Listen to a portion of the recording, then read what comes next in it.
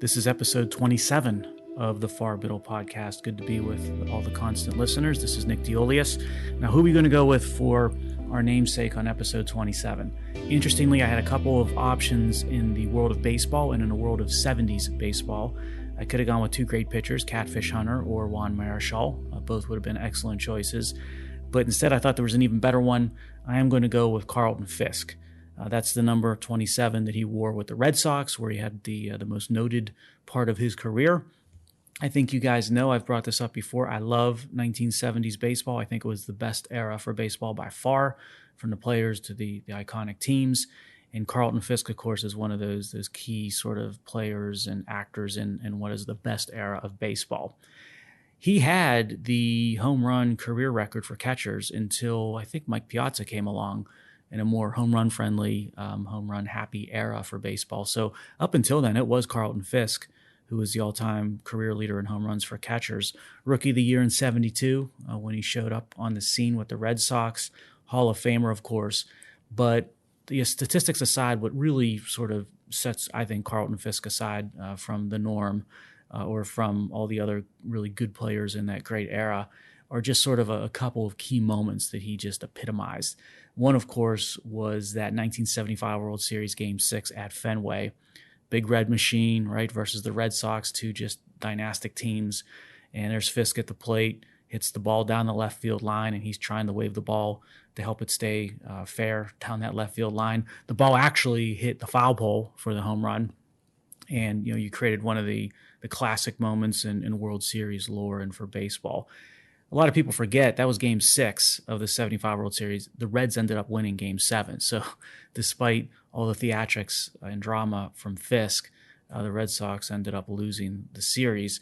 And urban legend has it that the cameraman who shot that scene when Fisk was sort of trying to wave the ball to keep it fair, he was not planning to do that. He was supposed to track the ball, but he was distracted by a rat at Fenway. So again, I don't know if that's urban legend or whether it's fact or not, but it makes for a great story. And then sort of the other side of the moments of Fisk, I really loved his fire and his drive. I think of a couple of key moments, both of which were against the Yankees. One, I don't know if you've ever seen this, but Thurman Munson and Fisk got into it at home plate during a suicide squeeze. I think it was Munson that was driving home and had a collision with Fisk, and the two of them went at it. Check that out if you haven't seen a video of that on something like YouTube. And then a second moment where Fisk was going at it because of his fire and determination was also against the Yankees. This time it was Lou Piniella, Lou Piniella was running home trying to beat a throw from the outfield, and massive collision at the plate, and the two of them got up and went at it for a good period of time. The benches cleared everything else. So again, I love 70s baseball, 1970s baseball, best era by far. I think for sure that is going to be a surefire, popular topic for an upcoming Far Middle podcast. But nevertheless, for this episode 27, we're going to go with Carlton Fisk as the sponsor and namesake. Now let's take that player, Carlton Fisk, and the one thing many that he was noted for, which were those collisions at the plate with Munson and Piniella and the Yankees and other incidents. And I want to connect the topic of collisions in baseball to collisions in the real economy and the real world. And particularly here, I'm talking about collisions when you've got bad government policy or intervention that is coming together or meeting normal people and natural commerce. What happens when those two things collide? That's the theme we're going to explore in this episode 27 of the Far Middle. So let's go connect some collision dots, so to speak. And the first collision I want to discuss is when government, whether it be leftist politicians or the administrative bureaucracy, when it decides to intervene in education. And here I'm talking about public education at the grade school and high school levels. It's interesting to note, and I think it's really important to point out, that the Constitution, throughout the entire document, never mentions the word education. So the document doesn't say anything about the requirement of the state or government to provide education for its citizens. But yet you've got government running public education by what is effectively a self-justified edict. More and more of that is coming to the detriment of entities like the student and the taxpayer and our culture at large. And you see government and education and the resulting collisions that occur when that happens everywhere these days. I'll give you three very current and geographic examples of this at play. And the first one we'll start out with is on the West Coast in California. We talked about California on some prior episodes of the Far Middle, specifically Los Angeles, but California's got some of the largest school districts in the land. You think about some of the just big picture math here. There are 300,000 public school teachers in California. And at least let's assume, and this is going to be somewhat favorable statistics to give benefit of the doubt to great teachers, let's assume that 5% of those 300,000 teachers are not doing their job. They're incompetent. That works out to at least 15,000 teachers across California not delivering on their job duty to properly educate kids. They're walking the halls and they're in the classrooms every single day. 15,000 of them. And that's why big city California school districts are posting abysmal student proficiency levels when you look at things like math competency and science competency and reading competency, which we covered, I think, in a number of prior Far Middle podcast episodes, in which also I discuss extensively in my upcoming book, Precipice. Now, would the real world tolerate that magnitude of incompetent professionals with doctors or surgeons? Would they tolerate that when it came to that many incompetent lawyers in one state, mind you, or pilots of airplanes? If not, then why do we have to endure it with the profession of public school teacher? And the answer, of course, is the government and its ally, the public union bureaucrat. They are colliding with meritocracy and great teachers in the real world, and that's creating a heck of a conflict. Our second geographic example is going to be New York City. So now that I can happily attach to Bill de Blasio's name exiting or departing or soon-to-be ex-Mayor de Blasio, let's talk about how in a pile of inept and horrible policies and decisions that de Blasio has imposed upon New Yorkers, one of the worst, I think, is his most recent, just before he's exiting office, which was killing the city's talented and gifted program for elementary school kids in the public school system. He killed the entrance exams for the 4-year-olds that would look to be part of the 2,500 kid program every year. So there's 2,500 kids every year that were being elected and earning their way into these talented and gifted programs. And this decision comes from the leader and the leaders of a city whose public school system produces 10% proficiency for Black 8th grade kids in math and 14% efficiency for the same group in reading. And by the way, the state legislature in New York State, right, it caps the number of charter schools, which of course adds insult to injury. Now, the last geographic example, we had one on the two coasts. We had one on the California example and one in New York City. Let's jump over to Virginia, a little south of New York City. Education is a crucial issue to the entire society at large, right? All stakeholders care about education, but it's one of those issues that gets the rightful attention at times from voters because it affects their kids. So we saw this recently in the Virginia governor election where Youngkin won largely because of his position versus his opponent's position on what was being taught in Virginia's public schools and how much say parents should have on the curriculum. Education, I think it's one of those things that voters and particularly parents are going to get. And I'm hoping we see more reckoning on the state of our public education system in elections, less government in the classroom, less public unions in schools, more meritocracy for teachers, particularly great teachers, and more choice via charters. They're all going to be welcome and good things for the student and for the city and for the taxpayer and for the economy and for the nation at large. Let's jump to another connection of collision when government meets the real world. Here we can discuss government colliding with science and how it results in hurting global health and making what was science now partisan science. The topic at hand, of course, is COVID and pandemic and how governments, including our own federal and state governments, deal with it and how they continue to address it and how much of it flies in the face of the scientific method and objective thought. I found the situation with the where and how COVID came about to be intriguing. You've got this wide swath of the so-called scientific community that effectively procures all of its funding from government, basically from the state. And from the get-go, before any facts and any investigation, scientific investigation, you had the portion of the Western scientific community that feeds from tax dollars publicly stating really strange things for scientists. So in The Lancet, that's one of those esteemed medical journals, The Lancet came out and said that, quote, "We reaffirm our expression of solidarity with those in China who confronted the outbreak there," end quote. So The Lancet Again, that's one of these scientific journals that are stacked with people making money off of our tax dollars. They came out, and then they also followed on with that prior quote and said, with a second quote, "We stand together to strongly condemn conspiracy theories suggesting that COVID-19 does not have a natural origin," end quote. So just a couple of thoughts looking at those two sort of excerpts from The Lancet. First, when you're talking about solidarity, solidarity is a political thing. It is not a scientific thing. And conspiracy theories, when you're labeling something a conspiracy theory, when it relates to investigating scientifically the origins of COVID, to me, that sounds like what legitimate scientists wouldn't call conspiracy theories. They would normally call those hypotheses, and they would pursue those and test those and explore those. And we don't know what the Chinese government did to confront the virus. So why are scientists in the Lancet standing in solidarity with something that you don't have the facts on yet and you don't have complete understanding with respect to yet? And lo and behold, the origins of COVID are now a very, very open question.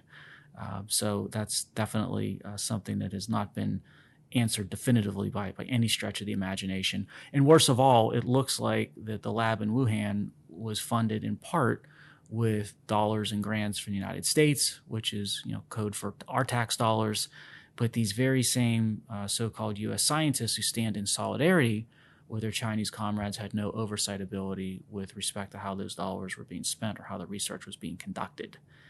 Now, if non-scientists are to trust the scientific community on scientific matters, the swath of the scientific community, like the one speaking for The Lancet, should start sounding less like the minutes from a communist political commissar meeting and more like what the scientific method is supposed to represent, which is challenging and testing and modifying theories and hypotheses based on objective fact and observation. So these so-called scientists in places like The Lancet, they sound as if they are more concerned about falling in line, in solidarity, so to speak, with governments than with scientific truth.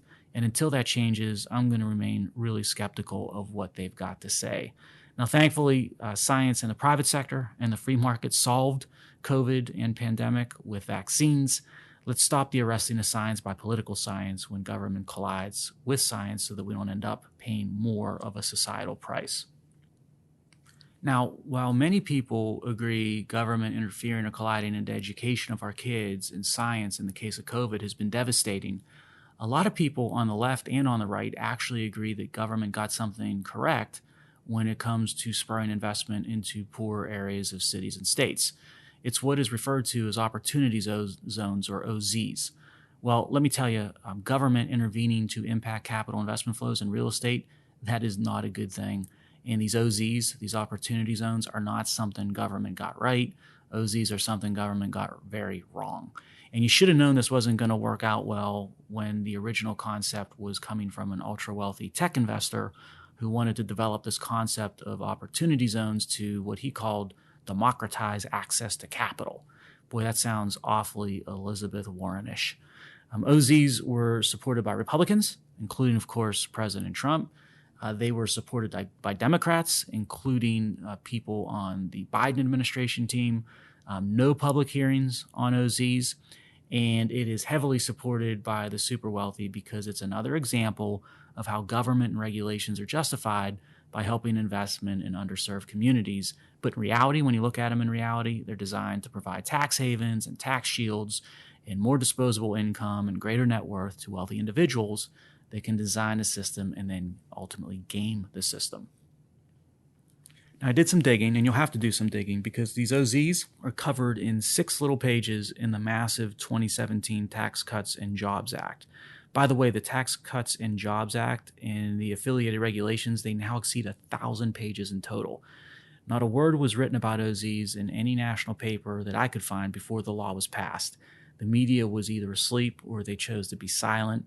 And those 6 pages where you've got these OZs covered in their entirety, they basically allow states and governors to designate where the OZs are. And right now, there's almost 9,000 of them across the United States. So they ended up blossoming like a weed, or perhaps a better term is like a virus. And some are in poor areas and others are not.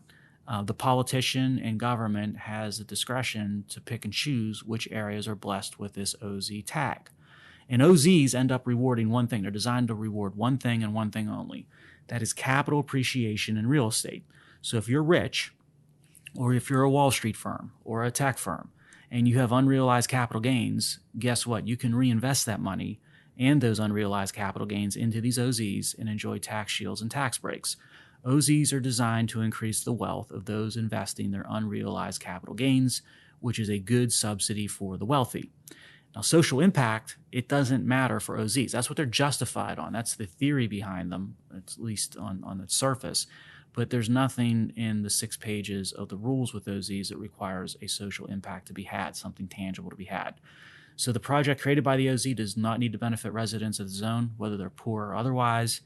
And with the Federal Reserve printing and pumping free money and setting returns on things like fixed income to effectively zero, and with the incremental tax rates for the wealthy being high, guess what? It's no surprise that there is a big demand for the rich to pour billions of dollars into these OZs.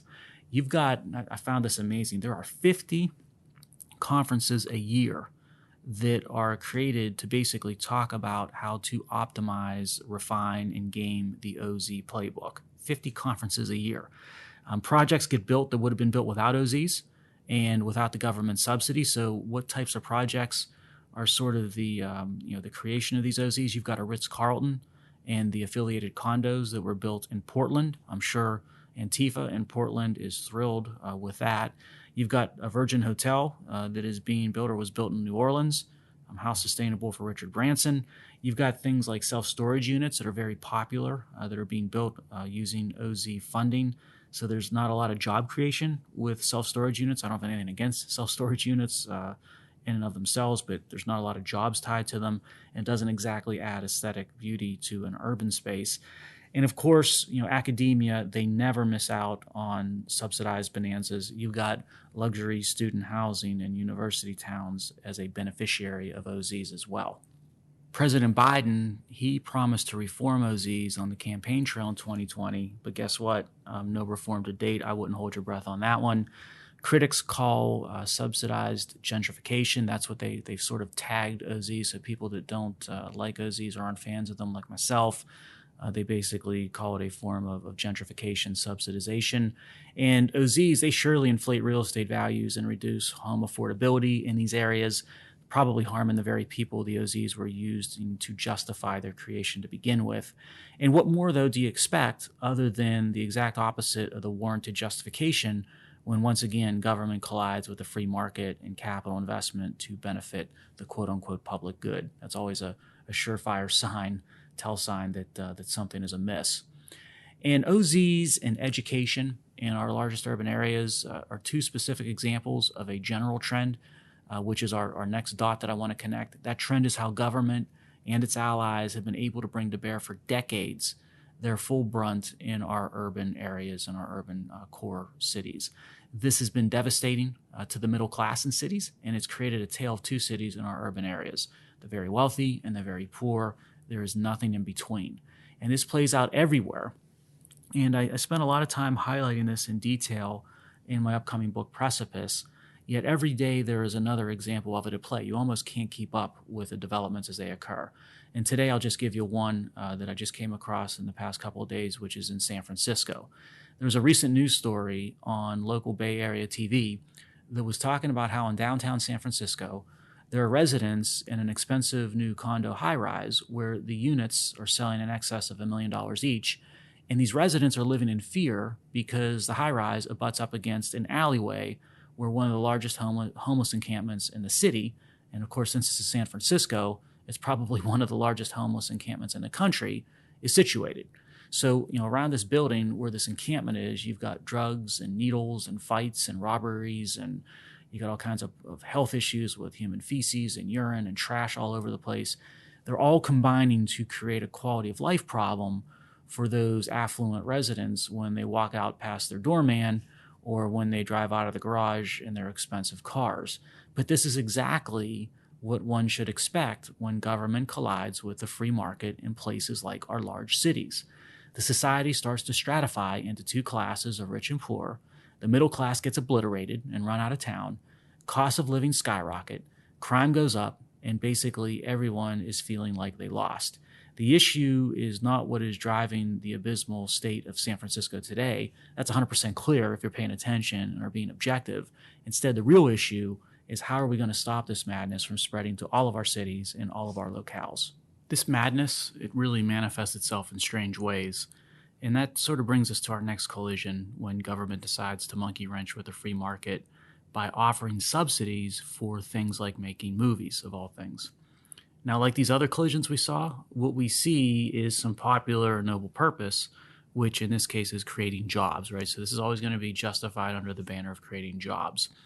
What we don't see is government and mainstream media, and again, the mainstream media is supposedly there to check government, but they often don't do that, looking at the data and the facts. So government, media, they're not looking at data and facts because in reality, these subsidies do not create good jobs, and if anything, net, they're going to act to destroy decent jobs in the real economy because somebody has to pay for this. The subsidy has to come from somewhere, and typically that somewhere is going to be by appropriating the value of doers in the real economy.